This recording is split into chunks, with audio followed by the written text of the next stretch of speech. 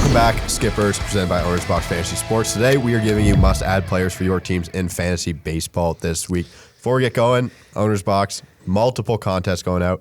I know this is a baseball show, but we have NFL contests. 100K salary cap contest, Drew 9 for that. But we're baseball, so the baseball contest, code MLB10, correct? Yes, MLB10, go play. They're filling up. People have been raving about the game. It's been fun. We had our in-house contest. We forgot to bring the trophy. Jeremy was the winner of that. I did not come close to winning, but that's what happens weekly, you know? There's a little... You get lucky sometimes and you don't get lucky sometimes. T-Mac's bringing the trophy, Jerry. You really need that trophy to the side. We're going to show you the trophy right now. So obviously, big champ around here. We'll put that right here. But no, I won. I did a little victory tour in the office. Who was your best player? Max Muncy was really good. He's been on a tear. Who else? Matt Olson. Matt Olson was pretty good he had this that week. Homer yesterday, too. That was good for you. Which was big for me. And then a couple pitching performances. Marco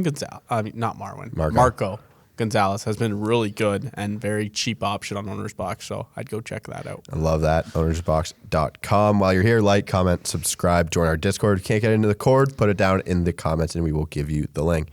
Let's get into it. I'll go first. I have two people. You have one player, so I'll go first. My first guy, I must add, Frank Schwindel of the Chicago Cubs, 36% rostered this year, hitting .390, 4 homers, 15 RBIs, .994 OPS.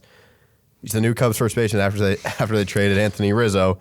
And so far this month, .380, 5 doubles, 4 home runs.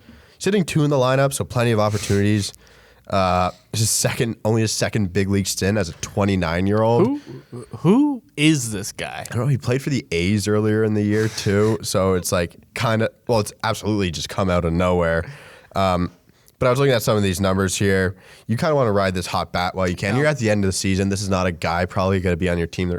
It'll be like Patrick Wisdom was kind of that like month maybe where he went crazy. Maybe Schwindel can do this for that month too, but he's a 442 BABIP, which is unsustainable, but this is the reason for his success. Basically, every time he's putting the ball in play, almost half the time he's getting it on base, which is obviously really, really good. 86th percentile in max exit velo. He can hit. He's done it forever, 29 years old.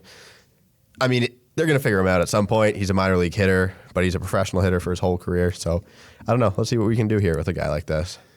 Look, I have no clue who the guy is. He came out of, he was also a very cheap buy, popular buy on Owner's Box as well. But I picked him up in my points league. I noticed that someone else picked him up in my other league pretty fast. So, I mean, he's hitting 2 in the lineup. So, he's going to get plenty of opportunity of ABs. And he's been, like you said, Patrick Wisdom went on this type of hot streak for the Cubs. So, it's very likely that Schwindel can keep things going for the month. But I expect some sort of downfall at one point, but you're better off just riding it right now. Exactly. This is we're in that spot where you have your team pretty much.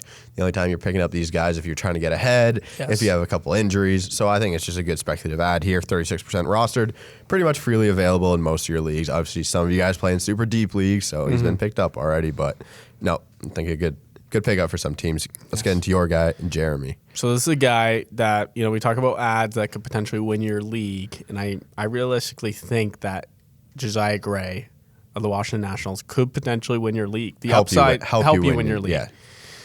Like, he's a guy that you just don't expect to just drop right after, so definitely go pick him up. Obviously, the trade, a lot of people were shitting on the Washington Nationals. The Nationals, now, Josiah Gray was pretty hyped up as a prospect. Correct. But they didn't think they gave enough. I mean, Washington did give up pretty much like the faces of the franchise. I'd say so. They obviously saw something in Josiah Gray. We've seen in the Nationals in the past. I know you called me out and told me to list a couple pitchers. Yeah. That they've done a good job with that rotation, finding good pitchers, finding talent. I do think Josiah Gray, he's going to get every opportunity with the Nationals this year. They're not a playoff contender team. They threw him right in the rotation, didn't even hesitate. He's had some tough matchups to start off his career with the Nationals. He faced the Jays, which he looked good. And then he faced Atlanta twice. He had a 10K performance mixed in there.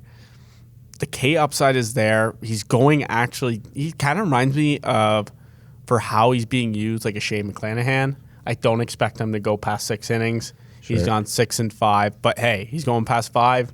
He's getting Got you a the chance win. to win, yeah. He's going 6. He's getting you a quality start. That's all that matters. So Josiah Gray, he's 38% rostered.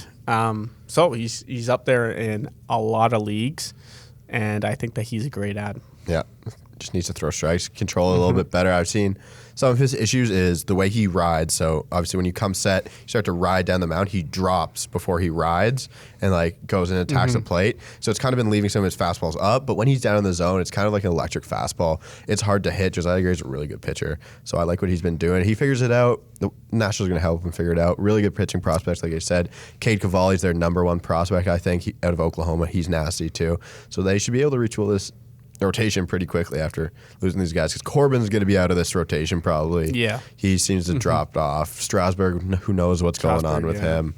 Do we think that in a couple of years we might look at this and think that the Nationals won this trade?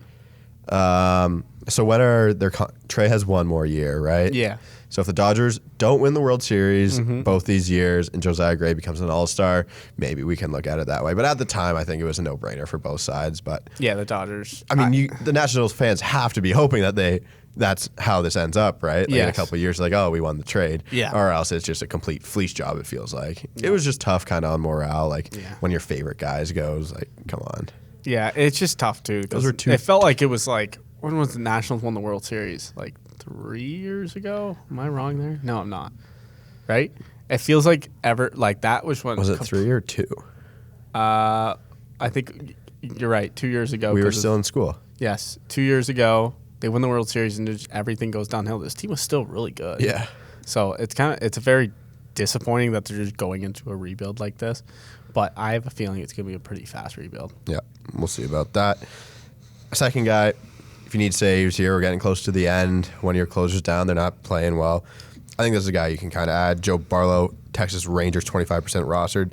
This season, 2 saves, 108 ERA, 0.78 whip, 20 strikeouts, 16 innings pitched. His 2 saves come in the last week, I'm pretty sure. He's emerged as a closer. They had one guy, I forget who they had. Ian Kennedy. Yeah. They had Ian Kennedy. They traded him to the Phillies. And then they had one other guy, one of their other relievers, had the first save after that. But it's been all Barlow after this. He had a chance at some saves. Obviously, it's getting to the end. I like to punt saves, but a lot of other people don't like to punt saves. So this is a guy you can pick up. As long as he's still getting save opportunities, this is a guy you want to, like, obviously you need to be locked in here to see what the team's doing. Like, if he blows a couple and there's like, oh, let's try this other guy out. Also, Texas isn't a great team, so No, you hit it right on the dot. Yeah. Like the downfall of this is the Rangers suck. Yeah. So that's why he's available, probably at the rate that he's available. Yes. Like if this was a Blue Jays, obviously we're Blue Jays fan. You could even look and say, oh, look at the Texas Rangers matchups coming up, and if they look favorable, then you could like pick them up stream him. Yeah, pick him up for a series where you know he's going to get opportunities against a shitty team. It's not a bad idea. You know, like he's playing Boston this weekend, like maybe 1 out of 3 opportunities you have at a save. Because I have 2 of the Boston starters as my Avery's aces for this week on the platform.